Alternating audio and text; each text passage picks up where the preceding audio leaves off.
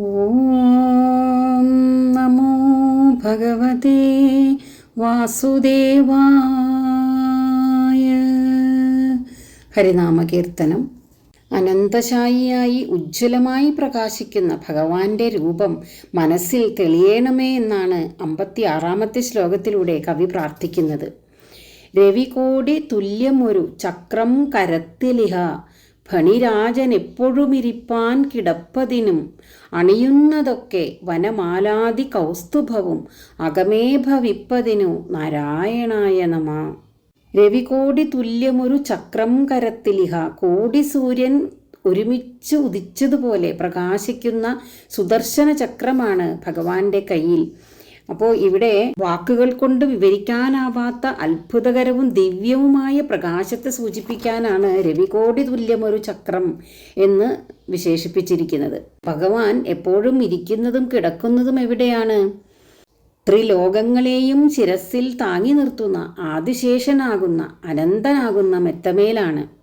വനമാല തുടങ്ങിയ ആഭരണങ്ങളും കൗസ്തുഭരത്നവും ദേഹത്തിൽ അണിഞ്ഞിരിക്കുന്നു. ഭഗവാൻ കഴുത്തിലണിയുന്ന വനമാലയ്ക്ക് ചില പ്രത്യേകതകളുണ്ട്. എല്ലാ ഋതുക്കളിലും ഉണ്ടാകുന്ന പൂക്കൾ നടുക്ക് വലിയ കടമ്പിൻ പൂ വരത്തക്കവണ്ണം കൊരുത്തെടുത്തതും മുട്ടോളം ഞാന്നു കിടക്കുന്നതുമാണ് ഭഗവാന്റെ കഴുത്തിലുള്ള വനമാല. നാനാവിധ ഗുണങ്ങളോടു കൂടിയ ഈ മാല ഭഗവാന്റെ മായയുടെ പ്രതീകമാണെന്ന് ഭാഗവതത്തിൽ പറയുന്നുണ്ട്. അപ്പോൾ ഭഗവാൻ അണിഞ്ഞിരിക്കുന്ന കൗസ്തുഭമോ? കൗസ്തുഭം എന്ന പേരോട് കൂടി ധരിച്ചിരിക്കുന്ന ആഭരണം ഭഗവാന്റെ ജ്യോതിർമയമായ ജീവചൈതന്യം തന്നെയാണ്.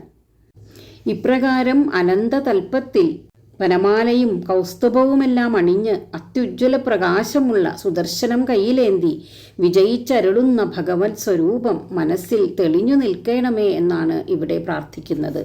നാരായണ, അങ്ങേക്കായിക്കൊണ്ട് നമസ്കാരം. രവികോടി തുല്യമൊരു ചക്രം കരത്തിലിഹ ഫണിരാജനെപ്പോഴുമിരിപ്പാൻ കിടപ്പതിനും അണിയുന്നതൊക്കെ വനമാലാതി കൗസ്തുഭവും അകമേ ഭവിപ്പതിനു നാരായണായ നമഃ.